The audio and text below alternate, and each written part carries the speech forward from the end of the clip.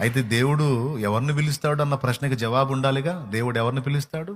ఎవరిని ముందుగా ఎరిగానో, ఎవరి హృదయంలో ఆసక్తిని ఎరిగానో, ఎవరి హృదయంలో ఆత్మల కొరకు భారాన్ని ఎరిగానో వారిని పిలుస్తాడు దేవుడు. ఈరోజు ఇక్కడ ఉన్న వాళ్ళు కానీ లైవ్ ద్వారా వినేటువంటి ఆ వేలాది మంది ఎక్కడెక్కడెక్కడెక్కడెక్కడ ఉన్నారో, జూమ్లో కనపడుతుంది కొద్ది మందే, కానీ లైవ్లో చాలా మంది ఉన్నారు.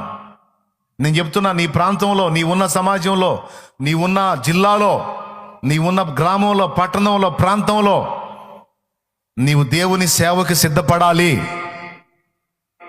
నీవు దేవుని సేవ మొదలు పెట్టాలి. నువ్వు దేవుని పరిచర్య మొదలు పెట్టాలి. కొంతమంది అంటారు, మా ప్రాంతంలో ఎవరు లేరన్నయ్య, మా దగ్గర చెప్పేవాళ్ళంటే. నేను అడుగుతున్నాను, నీకు ఆసక్తి లేదా? నీకు భారం లేదా?